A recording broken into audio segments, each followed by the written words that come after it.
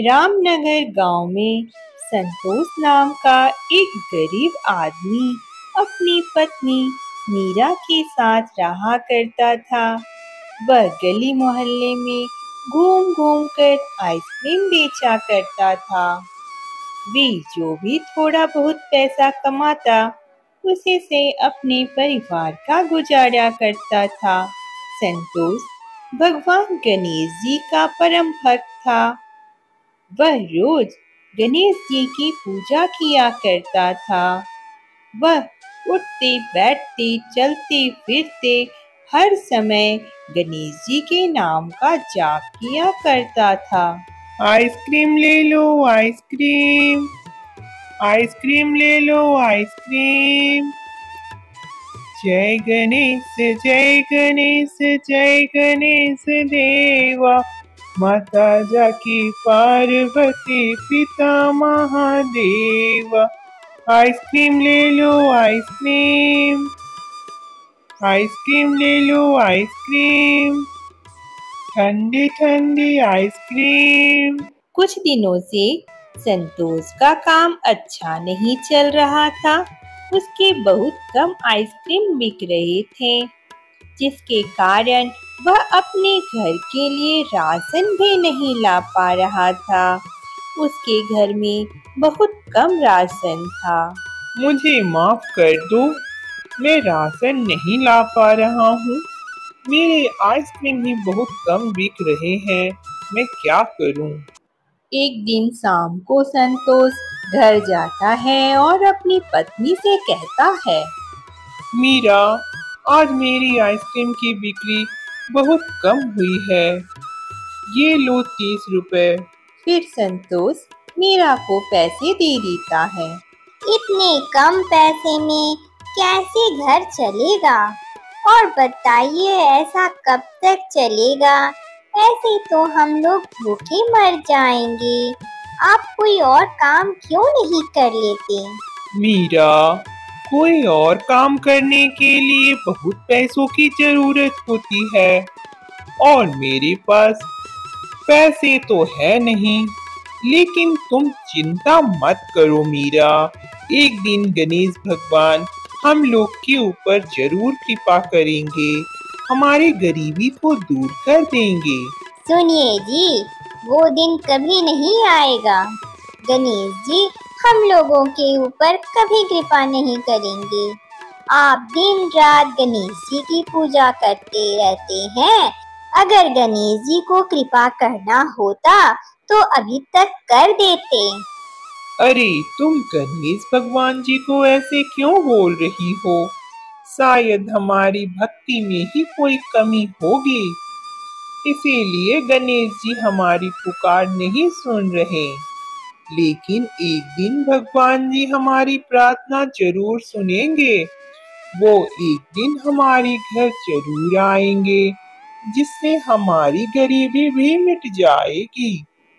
हमें भगवान जी के ऊपर विश्वास रखना चाहिए, हमारी प्रार्थना कभी बेकार नहीं जाएगी। गणेश जी कभी न कभी तो हमारी प्रार्थना जरूर सुनेंगे, तुम चिंता मत करो। फिर संतोष और मीरा खाना खाकर सो जाते हैं। आधी रात को संतोष के सपने में गणेश जी आते हैं और कहते हैं, संतोष, संतोष, तुम मेरी बहुत भक्ति करते हो, हर समय मेरा नाम जपते हो, मैं तुमसे बहुत प्रसन्न हूँ, इसलिए मैं तुम्हारे घर 10 दिन के लिए मेहमान बनकर आऊंगा। इस गणेश चतुर्थी पर तुम मेरी मूर्ति को अपने घर में स्थापित कर देना और 10वें दिन मेरी प्रतिमा को विसर्जन कर देना। फिर देखना तुम्हारे सारे दुख दूर हो जाएंगे। मैं तुम्हारे जीवन की सारी विघ्न हर लूंगा। अगले दिन जब दोनों सुबह उठते हैं तब संतोष अपने सपने वाली बात मीरा को बताता है। कल रात मेरे सपने में गणेश जी आए थे और उन्होंने मुझसे कहा कि इस गणेश चतुर्थी में मेरी प्रतिमा को 10 दिनों के लिए अपने घर में स्थापित करना और 10वें दिन मेरी प्रतिमा का विसर्जन कर देना। फिर हम लोगों का सारा दुख और गरीबी दूर हो जाएगा। आप पागल हो गए हो क्या, जो सपने की बात पर विश्वास कर रहे हो? हमारे घर में राशन खरीदने के लिए भी पैसे नहीं हैं। फिर मूर्ति स्थापना में पैसे खर्च कहाँ से करोगे? मीरा, मैं अपने गणेश जी की आज्ञा को नहीं टाल सकता। मैं किसी भी हालत में अपने गणेश जी की आज्ञा का पालन जरूर करूँगा। और फिर संतोष अपने आइसक्रीम का ठेला लेकर बेचने के लिए निकल पड़ता है। आज के दिन तो संतोष के बहुत सारे आइसक्रीम बिक गए। आज संतोष ने 200 रुपए कमा लिए थे। संतोष गणेश जी को धन्यवाद देता है। हे गणेश जी, आपकी बहुत बहुत कृपा है जो मैंने आज अच्छी कमाई कर ली। अब मैं आपकी प्रतिमा को अपने घर में स्थापित कर सकूंगा। आपका बहुत बहुत धन्यवाद गणेश जी। फिर संतोष बाजार से एक सुंदर सी गणेश जी की मूर्ति खरीद लेता है और अपने घर वापस जाने लगता है। रास्ते में उसे एक 7 साल का बच्चा मिलता है जो कि जख्मी था। उसे बहुत चोट आई थी और वह जमीन पर बैठकर रो रहा था। संतोष उस बच्चे के पास रुककर पूछता है, तुम कौन हो और तुम्हें ये चोट कैसे लग गई? बाबा, मेरा नाम गणेशा है। मैं अनाथ हूँ। मैं इधर से जा रहा था तो एक स्कूटर वाला मेरा एक्सीडेंट कर गया।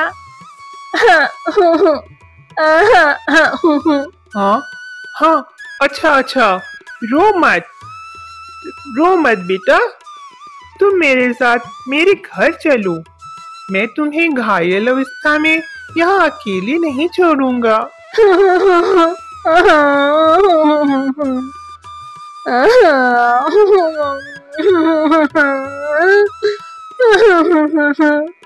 संतोष गणेशा को अपने घर ले आता है। मीरा गणेशा को देखकर पूछती है, ए जी, ये बच्चा कौन है? इसे चोट कैसे लग गई? संतोष मीरा को सारी बात बताता है। मीरा गणेशा की मरहम पट्टी करती है। फिर मीरा खाना लगाती है, पर खाना तो 2 ही लोगों के लिए था। 3 लोगों के लिए वह खाना कम था। एक रोटी से गणेशा का पेट कैसे भरेगा? ये एक रोटी और ले लो गणेशा, तुम पेट भर कर खाना खाओ। संतोष अपनी एक रोटी गणेशा को दे देता है। फिर मीरा अपनी 2 रोटियों में से एक रोटी संतोष को दे देती है और कहती है, मेरा तो एक रोटी खाकर ही गुजारा हो जाएगा। तुम पेट भरकर खाना खा लो। खाना खाने के बाद गणेशा जाने लगता है। वह संतोष और मीरा से कहता है, बाबा, माई, मेरा पेट भर गया है। अब मैं जाता हूँ। आप लोगों का बहुत बहुत धन्यवाद। अरे नहीं बेटा, तुम्हें बहुत चोट लगी है। तुम जब तक पूरी तरह से ठीक नहीं हो जाओगे तब तक तुम्हें कहीं नहीं जाने दूंगी। ठीक है माई, जैसी तुम्हारी इच्छा। अगले दिन संतोष गणेश चतुर्थी महोत्सव के लिए गणेश जी की मूर्ति स्थापित करता है। गणपति बप्पा मोरया, मंगल मूर्ति मोरया, गणपति बप्पा मोरया, मंगल मूर्ति मोरया। गणेश जी की पूजा करने के बाद संतोष गणेशा को प्रसाद देता है। बेटा गणेशा, ये लो गणेश जी का प्रसाद, मोदक। अरे वाह, मोदक! मोदक तो मुझे बहुत प्रिय है। गणेशा मोदक खाकर खुश हो जाता है। इसी प्रकार दिन बीतने लगते हैं। संतोष गणेश जी की पूजा करता और फिर आइसक्रीम बेचने चला जाता।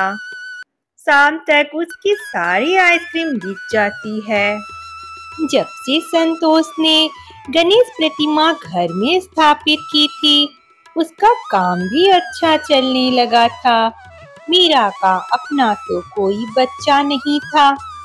मीरा गणेशा को अपने बच्चे की तरह प्यार करने लगी थी। वह गणेशा का खूब ख्याल रखती थी। गणेशा, मैंने तुम्हारे लिए पूरी सब्जी बनाई है, लो खा लो। माई, तुम तो मुझे बहुत प्यार करती हो। तुम्हारा दिल तो बहुत अच्छा है, तभी तो मुझे अनाथ का इतना ख्याल रख रही हो। अरे गणेशा, तू मेरे बेटे से कम है क्या? तेरे घर आने से मेरे सोने घर में रौनक आ गई है। इस तरह से देखते ही देखते 9 दिन बीत जाते हैं। 10वां दिन आ जाता है।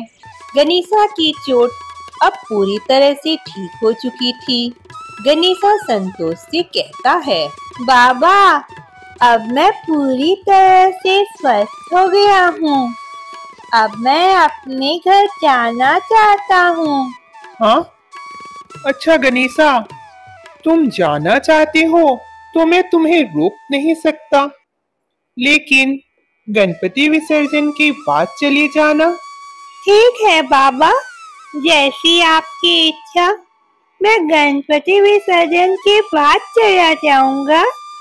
फिर मूर्ति विसर्जन करने के लिए संतोष, मीरा और गणेशा नदी के घाट पर जाते हैं।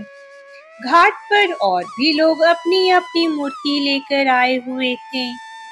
सभी गणपति बप्पा मोरया बोलकर अपनी अपनी मूर्तियों का विसर्जन कर रहे थे। संतोष भी गणपति जी की मूर्ति का विसर्जन करने लगता है। घाट के किनारे खड़ा गणेशा मीरा को एक थैला देकर कहता है, माई, आप मेरा ये थैला पकड़ लो। मैं बाबा के पास विसर्जन कराने जाता हूँ। गणेशा वहाँ से चला जाता है। थोड़ी देर बाद संतोष आता है और मीरा से कहता है, मीरा, गणपति की कृपा से विसर्जन का कार्य अच्छे से पूरा हो गया। चलो अब घर चलते हैं। गणेशा कहाँ है, दिखाई नहीं दे रहा।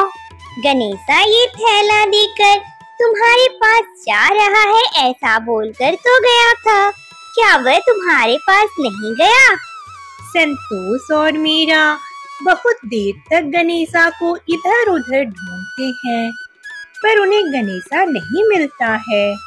अंत में भी दोनों अपने घर लौट जाते हैं और सोचते हैं कि गणेशा अपने घर चला गया है। मुझे गणेशा के चले जाने का बहुत दुख हो रहा है जी। मुझे गणेशा अपने सगे बेटे के जैसे लग रहा था। देखो ना, गणेशा अपना थैला मुझे देकर भूलकर चला गया। अरे मीरा, गणेशा तो मेहमान था, सो चला गया। मेहमान थोड़े ही सदा रहते हैं, तुम अपने आप को दुखी मत करो। मीरा थैला खोलती है और देखती है कि उसमें ढेर सारे सोने के मोदक हैं। संतोष और मीरा सोने के मोदक देखकर आश्चर्यचकित हो जाते हैं। अरे मीरा, ये तो सोने के मोदक हैं। गणपति की कृपा अपरंपार है। जय हो गणपति, जय हो गजानन। तभी वहाँ पर गणेश जी प्रकट हो जाते हैं और कहते हैं, संतोष, मैं तुम्हारे घर में 10 दिनों तक मेहमान बनकर रहा। तुम दोनों ने मेरी बड़ी सेवा की, मेरा बहुत अच्छे से ख्याल रखा। मैं तुम्हारी भक्ति सेवा से बहुत प्रसन्न हूँ, इसलिए तुम्हें सोने के मोदक प्रदान किए हैं। इन मोदकों से तुम्हारी गरीबी दूर हो जाएगी। मेरा आशीर्वाद सदा तुम्हारी साथ है। आशीर्वाद देकर गणपति जी अंतर ध्यान हो जाते हैं। संतोष सोने के मोदकों को बेचकर एक बहुत बड़ा आइसक्रीम की दुकान खोल लेता है और एक सुंदर बड़ा घर भी बना लेता है। गणपति जी की कृपा से संतोष और मीरा सुखी जीवन जीने लगते हैं।